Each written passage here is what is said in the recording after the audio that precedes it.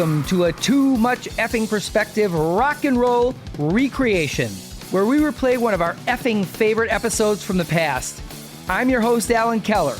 And I'm your co-host, Alex Hoffman. Today, we're going to bring you our conversation with punk rock legend Jon Langford from the Mekons. You know, I remember after we recorded with Jon, I felt like a Spinal Tap rookie.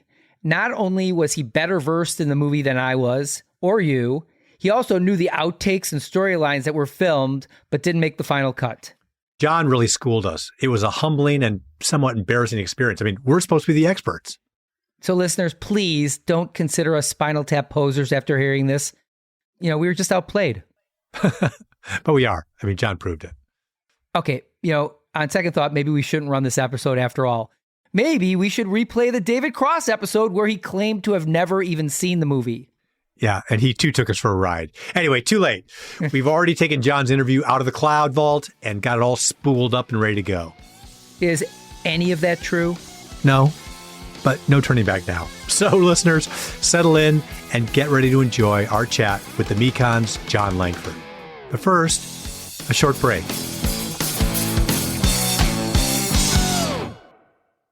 So Jon, the Mekons have been around for 44 years, and I have got to think that you see a lot of similarities between the band Spinal Tap and the band the Mekons. Yeah. I wouldn't. Can you tell me what some of them are? Okay, how about this? There's a scene in Spinal Tap where they run into Duke Fame, who used to open for them and now is selling out the Enormo Dome. And he has to go and wait in the lobby. I know. Yeah, that's right. And Yeah. And what is, I'm sure that there have been bands that have opened for you that have had far better fortune than the Mekons. Is that true? Yes, U2 opened for us in 1979. I remember them being tiny, like school children or something, and they were in our dressing room.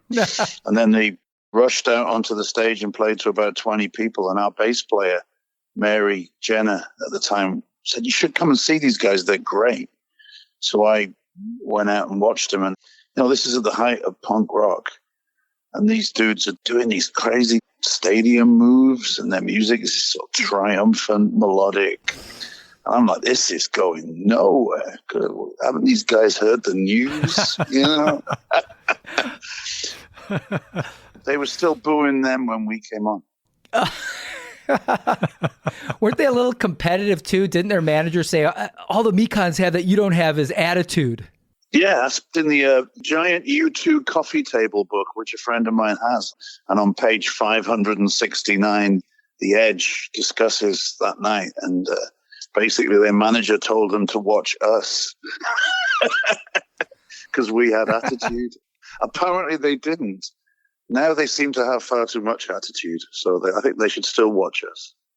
Then they could learn humility maybe and shame, which they don't seem to have any of. I want to talk about punk. Your band started in 1977, correct? That's right. The first gig we did was in 77. Yeah. Did you go to the Sex Pistols show in Leeds in 1976?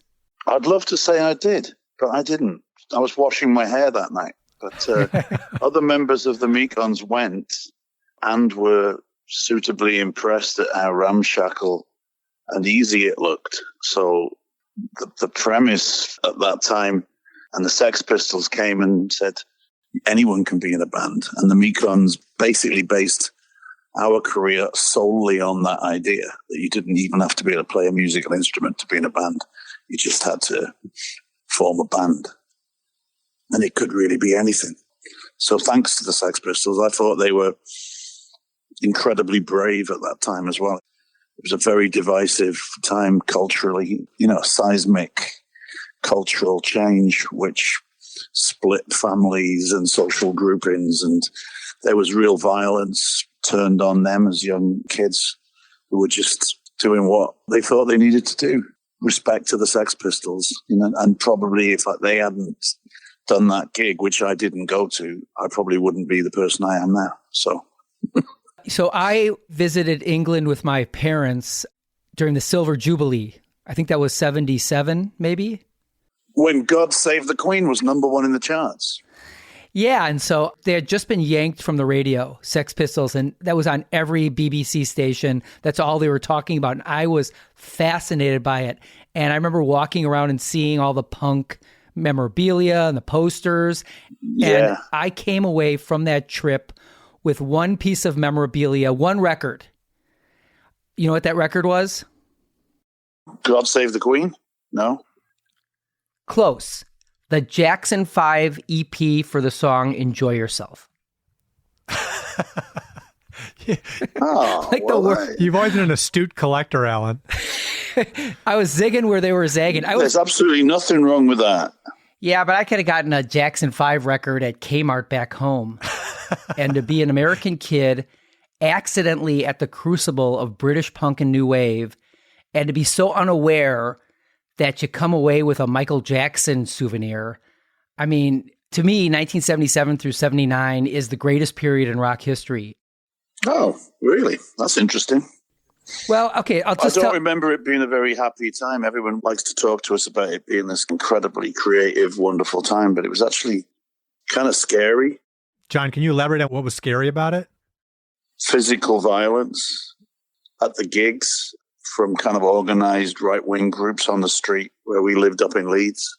It was a constant atmosphere of threat and threat to women as well, because at that time, the Yorkshire Ripper was loose in Leeds. Sorry, I thought we were talking about a comedy movie, and I'm just like talking about the Yorkshire Ripper. Saucy Jack, he's the naughty one. Right.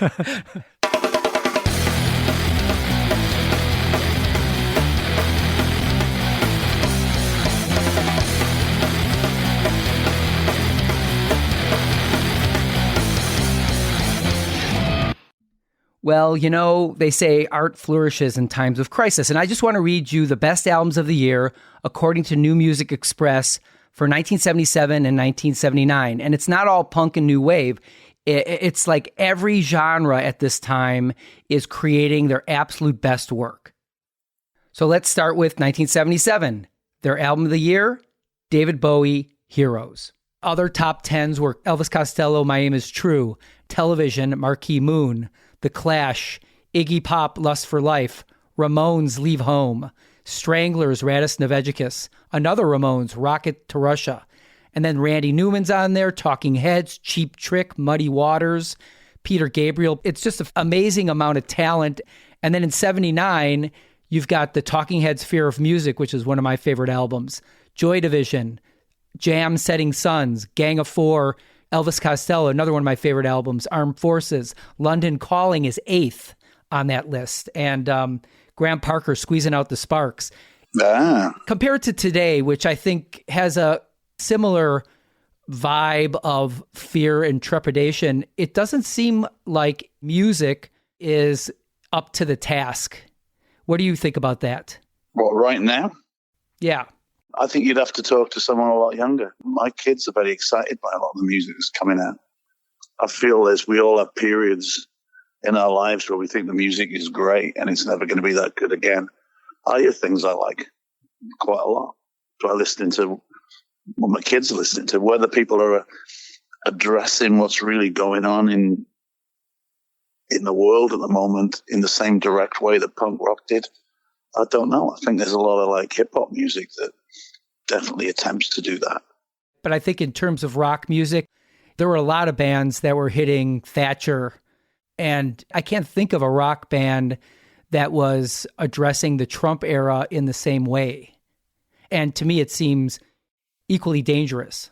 What's happened now is your big rock bands are like the Foo Fighters, right, and U2 still, and I don't know. These bands are really established corporate acts. It's like what was going on in 1977, 78, 79 was the lid had come off and the industry didn't really know what was happening. And it was a time of immense change, and it was change that was coming from the bottom, from the grassroots up. Since Bill Clinton signed those papers saying it was all right for anyone to own thousands of radio stations, there's not really the cultural outlets we had before. And the internet is a disappointment, I think.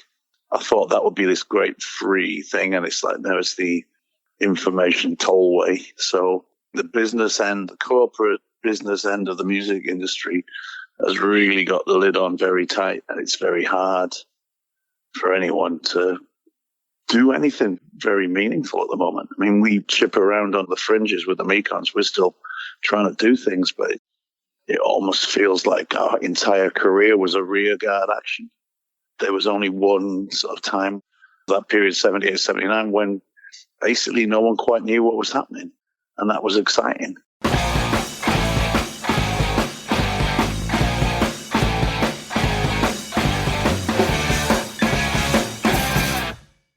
You're kind of a musicologist. Your art tries to canonize some of the greats in country and blues. And I've always been fascinated by how British rockers have taken to American country music far more than American rockers ever did. Can you talk about your affinity for the older version of American country music? Well, we started when we were on, Virgin Records in 1979, 1980. We kind of started to feel pretty disillusioned with the whole punk thing. Rather than being a wide open license to do anything you wanted, suddenly it became a style and a fashion, and we really felt quite uncomfortable within that. So we started looking around for other forms of music, and through people we met. First, we met a guy called Bill Leader, who was like this amazing figure who recorded Bert Jantz's first album, Christy Moore's first album, and also did loads of field recordings of kind of traditional English country dance music and folk music.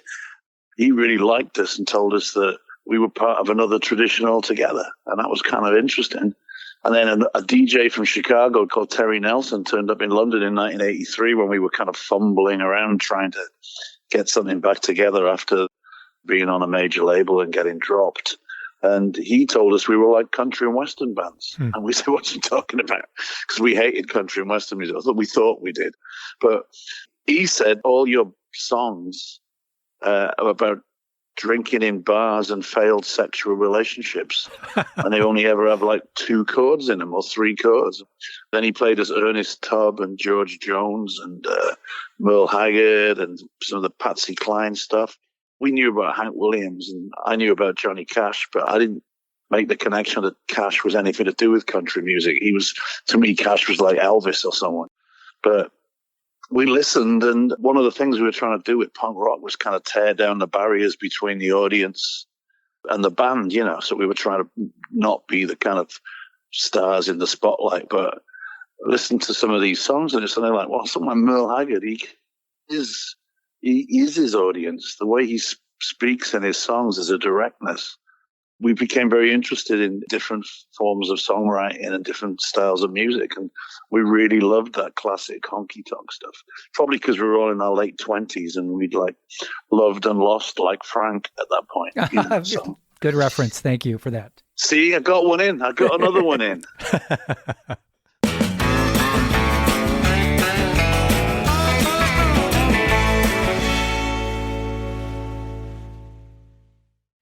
What is your favorite scene from This Is Spinal Tap, and why? Well, so many to choose from. And I've got to say, though, there's one that's sort of really stuck in my mind. I like when they're on the bus and a bunch of guys are down the back of the bus playing a video game. I think Viv Savage is playing a video game at the back of the bus. And Davidson Hubbins is with his wife, Janine, who's just arrived on the tour, and she's made him a little jumper with a planet on it. And he's kind of looking down at the back of the bus because he's on tour and he's in a rock band. And she's going, what's wrong? What's wrong? Oh, I don't know. And she doesn't want him to go down and be with his band members. And he really wants to go down and be with his band members. And this is a discussion I've had with my wife, She's come on tour with us. It's like, if you come on tour, I'm going to be with the guys in the band because that's the way it works. You know what I mean? It really rings true. If you bring spouses on the road, it's a kind of hard world for them to understand. I don't know, it's not like hilariously funny moment, but it really rings true. Every time I see that bit, I'm like, oh my God, I've done that. I've stared down the back of the bus to see what the other guys are doing. Wife's going to kill me when she hears this. But we have talked about it, and she does understand. She does understand, but lots of favorite moments. I was lucky enough to meet Ari Shearer a number of times. He came to an art show of mine with his wife Judith in New Orleans a few years ago, and he does a Christmas show every year, and they've been doing it in Chicago. So he's invited me to come and sing a few songs every Christmas, and we've had some really great chats about the making of Spinal Tap. Once I was talking to him about the whole Derek Small subplot of his divorce, which is only visible in the outtakes on the DVD. But I said, that's a really strong story. I was sad that you didn't put that in the movie. He says, Johnny, you always have to kill your babies. But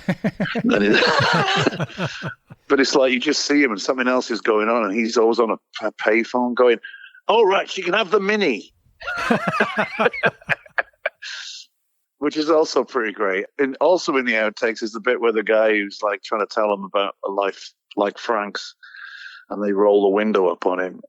He ends up in the hotel room with him smoking pot and just running around in his underpants, which that also rings very true, because in the 70s I knew a bunch of bands from Wales. You know, they would hire someone from the local rugby club. They would have access to a van or a coach of some sort, and they would take this poor person away with them for a month, traveling around Europe touring. And the guy would always come back with flowers in his hair covered in beads and a complete pothead. You know.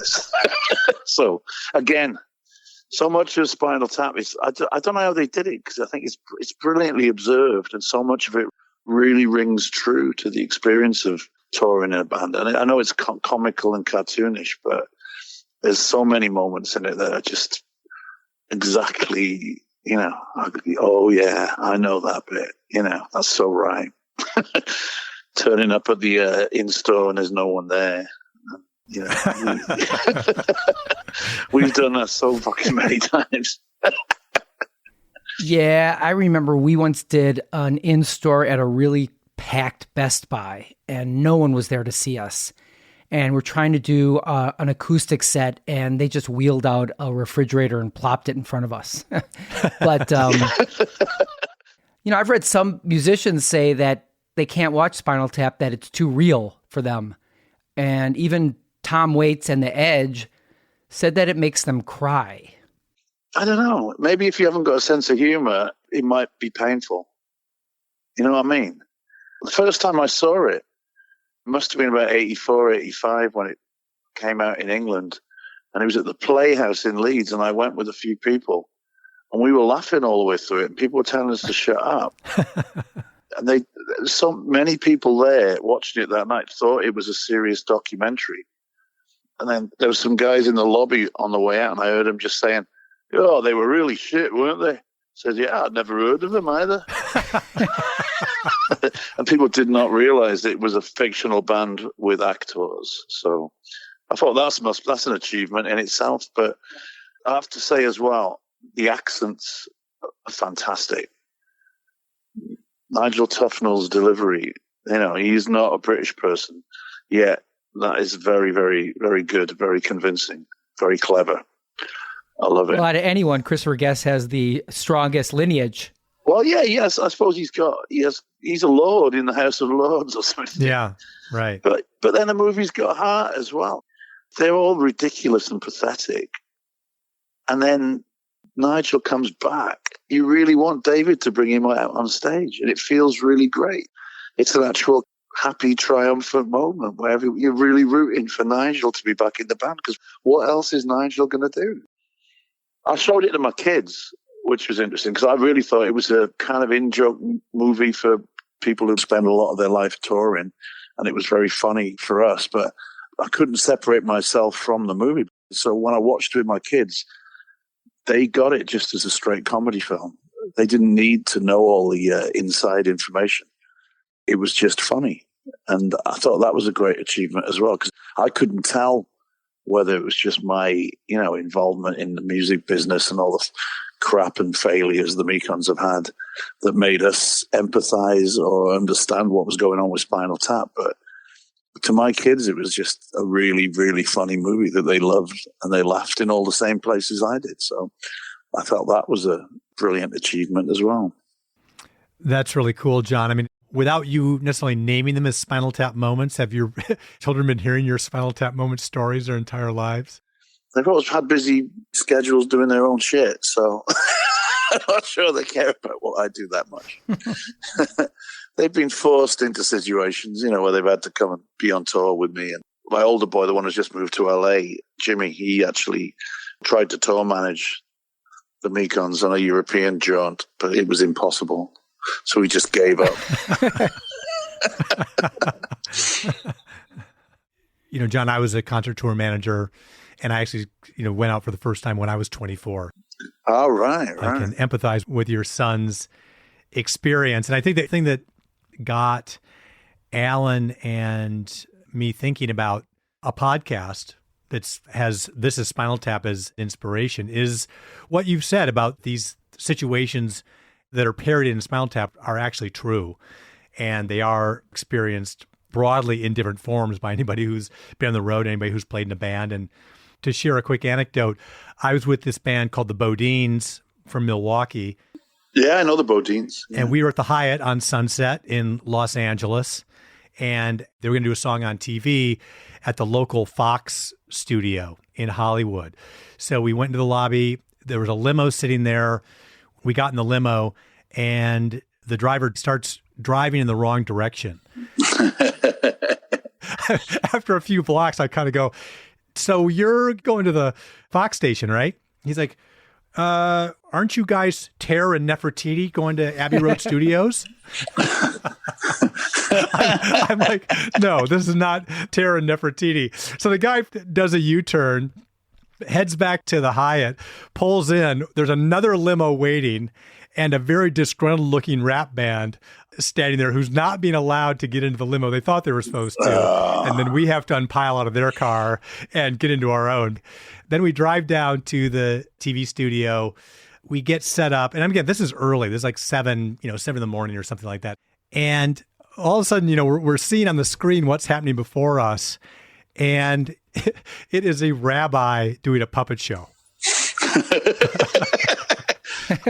And then Pauly Shore was in the dressing room waiting to do his thing. So I think, the Bodines played between the puppet show and Pauly Shore. So it was just like, if that wasn't pulled straight from Spinal Tap, I don't know what was.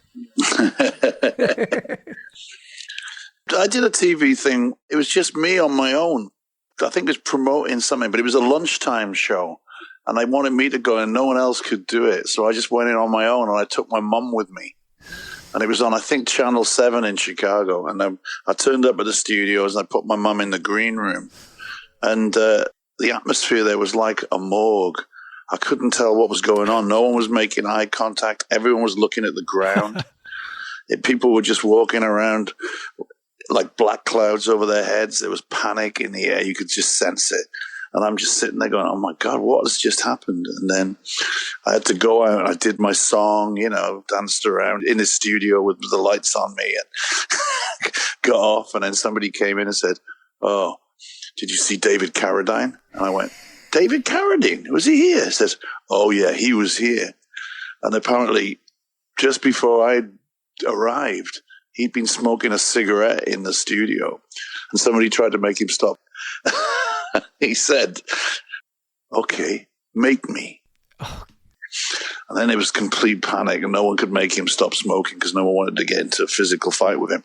So he went and sat down for the interview. And the presenter said, so I've got the legendary David Carradine with me here today. And Carradine just looks at the camera and goes, legend fucking Derry.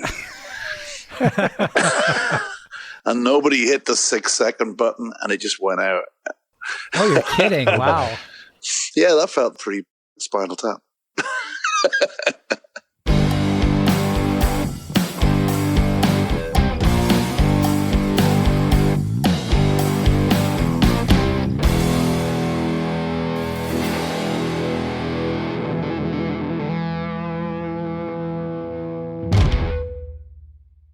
You know, one time when the Mekons even out Spinal Tap Tap was on your first record, where they put a photo of the wrong band, Gang of Four, on the cover.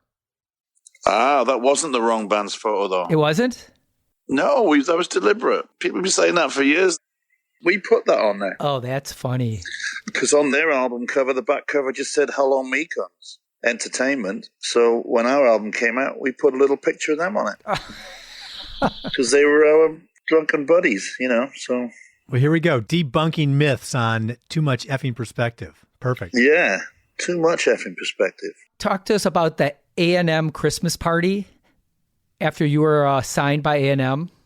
Oh, that's a good one. I was trying to think of moments where it was demoralizing, appalling, so crap it was funny.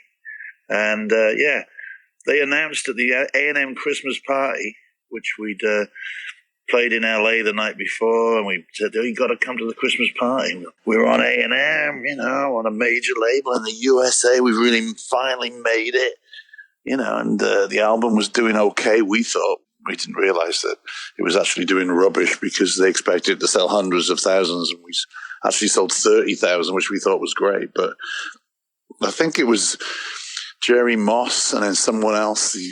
Herb Albert wasn't even there. But Jerry Moss and his other head honcho were up on the stage, and they announced that they had 2 new signings from the UK. So we were all like kind of patting our head down and feeling good. And they're going to introduce these two new signings. So they introduced 2 bands, neither of which are us. And I think one was Delamitri, and then I forget who the other one was. And then there's a kind of kerfuffle, and then somebody who's in our A&R department goes up and starts talking to him and pointing at us, and they shook their heads and went on with the show. But so we were actually, standing there waiting to be introduced to the staff of A&M, and we weren't, because they decided that we weren't really worth the bother. But that was actually quite a funny day, because a guy who shifted boxes in the warehouse came out and said, "Are you the Mekons? I love you guys." And that was like the only recognition we got. So me and Tom drank quite a lot of vodka after that. And then I was kind of wandering around the offices, and I wandered into this room, and this woman said to me, "Can I help you, honey?" And I was like, I don't know. I think I'm a bit lost. And she said, "Oh, this is Herb's office." Oh. I noticed on the door it says Herb Albert. I'm like, "Oh, wow, really?" And she said, "Yeah." I said, "My mother's a huge Herb Albert fan." And she said, "Oh, would she like his new album?" And I said, "Yeah, that'd be great. Do you have one I could give her? Because I'm going back to Wales for Christmas." This lovely woman, she was great. She's Herb Albert's secretary for years and years and years. And she said, "Do you want it signed?" I was going like, "I would love it signed, but I know Herb's not around, is he?" She said, "Oh, I do all his signing. What do you want it to say?" I said, "I don't know. What should it say?" She went, "Okay, I know. What's your mother's name?" I said, "Well, Kit, Mrs. Langford." She said, "Dear Kit, you have a fine and talented son, Herb Albert, on this weird jazz fusion, late Herb Albert LP." And I carried it home and I gave it to my mother, and I never, ever told her that Herb Albert didn't sign it. And she treasured it. I don't think she listened to it because she wasn't really into jazz fusion, but she liked it when he played Tijuana Brass Christmas carols. Sure. Yeah. That is the nicest story. Boy. Yeah. Oh, she was lovely. I just thought it was great. That was the most positive experience I had the whole time I was on A&M, really. It was kind of like tap into America,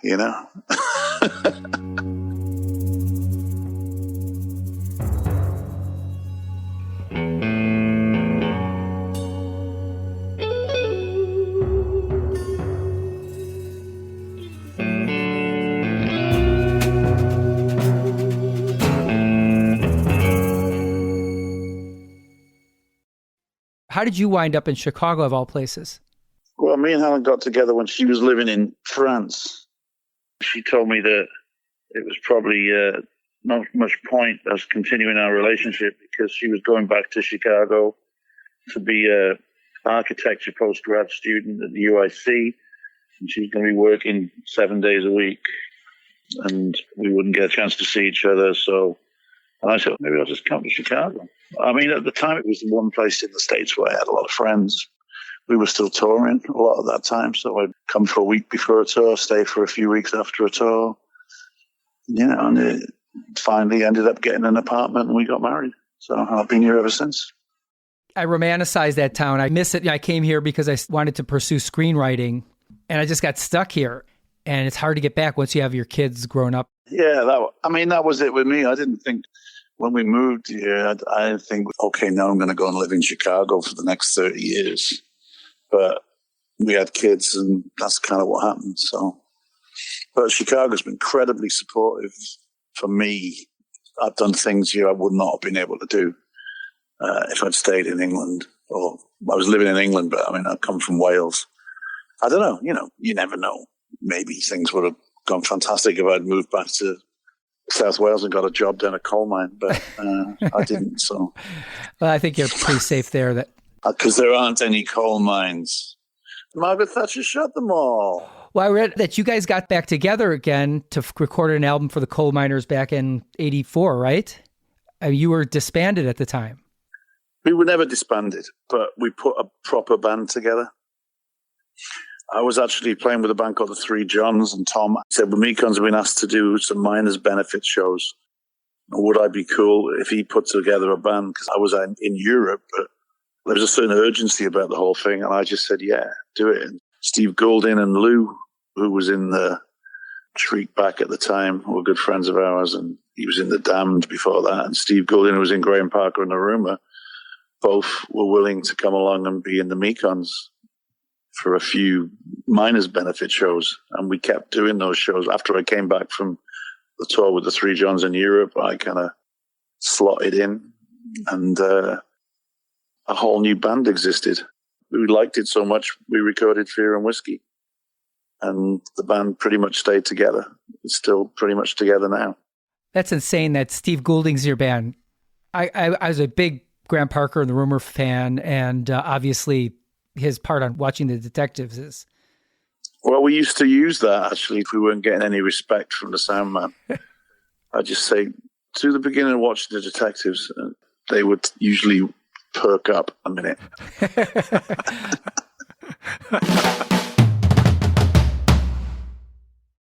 I read, Jon, that you collaborated with the artist Cynthia Albritton, a.k.a. Cynthia Plaster-Caster, on a particular sculpture. Yeah, she's a good friend of the Mekons.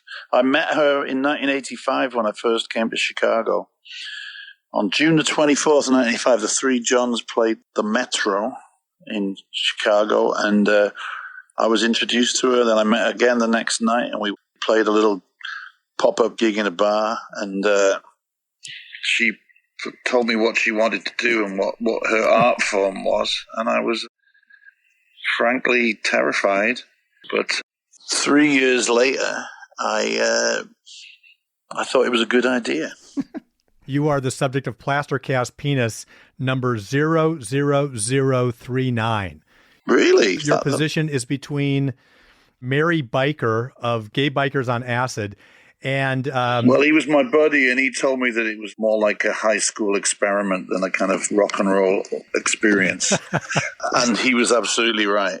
So yeah, you're between Mary Biker of Gay Bikers on Acid and number 00040, Chris Conley from Ministry and Revolting Cocks. Why all British people? I don't know. Well, but then you're in storied company across the portfolio, right? Including Jimi Hendrix and Noel Redding from the Jimi Hendrix Experience. Yeah. Eric Burden from The Animals, Wayne Kramer from MC5, Ainsley Dunbar from Journey and Mothers of Invention, Jill Biafra from Dead Kennedys, Pete Shelley from Buzzcocks. I mean, it's like an all-star team. What can you actually tell us about the experience of being in her studio? We didn't go around after a gig when we were all high on drugs or anything like that. We actually went when I was not on tour. And it was like a very strange science experiment because she had to make these compounds, and then there was, physical reactions. It was very respectful and clinical, I have to say. That's really interesting. That's very funny. I was very pleased that it wasn't a disaster like Noel Redding's. So there you go.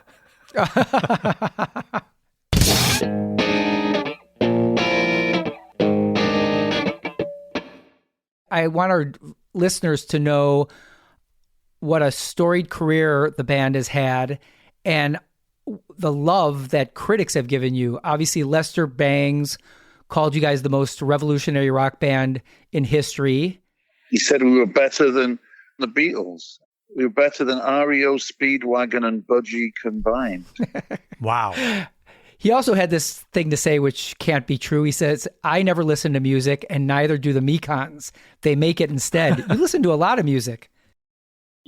I do, yeah. Maybe at the time I didn't. I don't know. Well, I think I was in the room with him when he wrote that, so it was pop. I was like 22 years old, and I went to New York for the first time and played New Year's Eve with the Gang of Four and the Au Pairs and the Mekons at Hurrahs, and then the next night was invited to a kind of rock and roll party where members of the Voidoids were there and lots of New York scenes to people, and Lester Bangs was there, and he came up to me and Andy, and I think it was the three of us from the Mekons who'd survived the trip, and he just came and said, "You're the Mekons. I saw you last night. Why'd you guys play that dog shit music?" And we just started laughing and going, "That's very good. Tell you're a journalist, because it is dog shit music. You nailed that." "No, I just said that to annoy you. You meant to defend yourselves." I was going like, "No, you're absolutely right. But we play dog shit music." And he's like, "This is brilliant. A band that doesn't even like itself." And at that point, we really didn't like ourselves very much. That was the closest we ever came to really splitting up. And it was kind of like a little boondoggle we went on to in New York. But it was all part of the Gang of Four's plan to keep us going. They used to toss us carrots every now and then, so we would continue as a band when really every other bit of information on the planet told us that we should definitely stop as soon as possible. But the taste for going to New York was great, and I hung around for about a week. Me and Andy Corrigan, and I hung out with Lester quite a lot. I went around his apartment and sat and talked, and he got into writing things about us. He wrote a whole thing that's in his book about the Mekons, which it's all made up words, and in the middle it just says Mekons. It's pretty funny. Yeah, there's some very interesting Lester Bangs colloquialisms in there. But it is kind of amazing that you guys have not sold more albums. The Mekons Rock and Roll sold 23,000 copies. I mean, that's a classic album. It's shocking. I bet it sold more in reissue than it maybe did in its original run. I don't think so. No? I don't think it's really been reissued that much. Huh. A&M still own that album, I think. We're actually looking into that at the moment to see what tender nuggets of our past we can get back and exploit to pay for our retirement home visits. Maybe Polymer Records will be generous on that one. Talk to Eaton Hogg himself. Is he still running it? In heaven.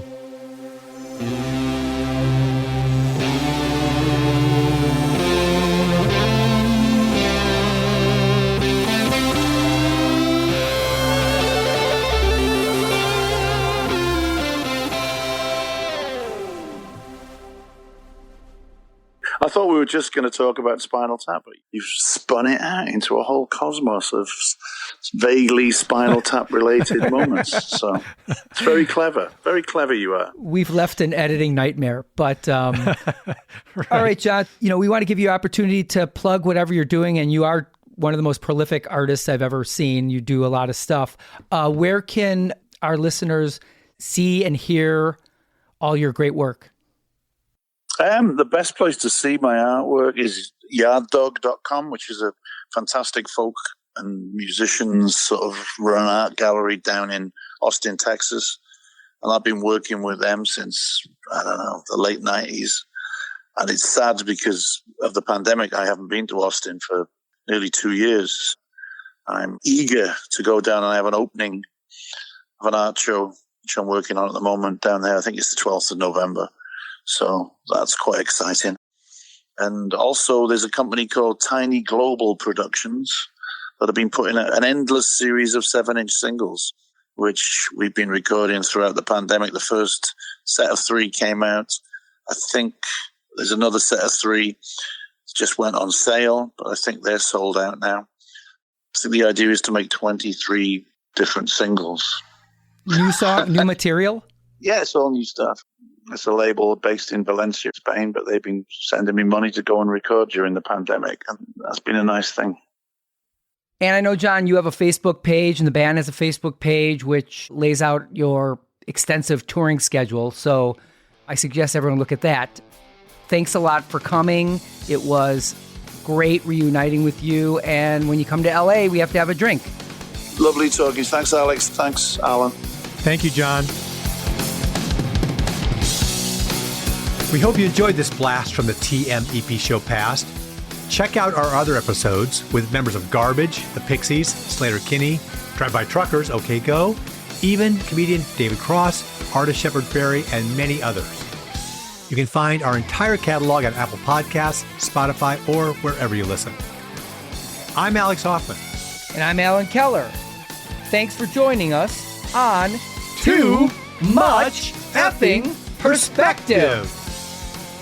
Although it would be as great as having armadillos in our trousers, this podcast is not affiliated with This Is Spinal Tap, and no person or entity connected with the film has sponsored or endorsed its content. This podcast is not affiliated, sponsored, or licensed by Authorized Spinal Tap LLC or Century of Progress Productions. Too Much Effing Perspective is a Milwaukee Talkies original. Evergreen Podcast Network.